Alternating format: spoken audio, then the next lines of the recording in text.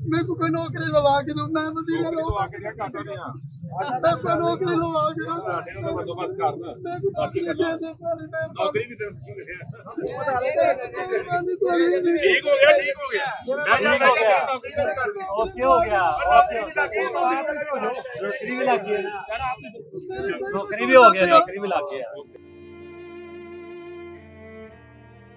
मेरे घर में आज 3-4 दिन से राशन नहीं है। अच्छा ठीक तो बराए मेहरबानी मुझे कोई नौकरी का बंदोबस्त करा के। उन्होंने मुझे 1000 रुपया दिया है कि ये घर जाके अपना आटा ले लो। क्या आप मुझे ये बता 1000 रुपये का आटा था? मैं हूं लाहौर से अतीक मलिक और आप देख रहे हैं न्यूज़ अलर्ट। नाज़रीन, इस वक्त ज़मान पाक में अब कारकुनान की बहुत बड़ी तादाद तो मौजूद नहीं, अलबत्ता यहाँ पर जीदा जीदा कारकुनान ज़रूर आते हैं जो अपने पसंदीदा रहनुमाओं को देखते हैं और उनसे बात करते हैं। लेकिन आज एक ऐसे भी कारकुन ज़मान पाक आए जिन्होंने फ़रूख हबीब से कुछ चंद सवालात किए, अपनी मजबूरी भी दरियाफ्त की, लेकिन उनकी किस तरह की सुनवाई हुई है ये उनसे बात जानते हैं। अच्छा ये बताएं आपका नाम क्या है और कहाँ से आए हैं? मेरा नाम मोहम्मद रफ़ीक है। रफ़ीक, कहाँ से आए हैं? जिला मुल्तान से। अच्छा मुझे ये बताएं आप यहाँ पर क्या लेने आए हैं और कितने अरसे से आप पीटीआई के कारकुन हैं? हम पिछले 5 साल से जो है पीटीआई के सपोर्टर हैं, पीटीआई की सपोर्ट कर रहे हैं।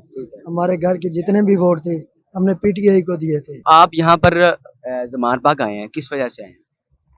मैं वैसे ये ना कि मेरा किसी सियासतदान से कोई वास्ता नहीं। ठीक है ठीक है, मैं एक अपनी मजबूरी दी दास्तान लेके आया हूँ।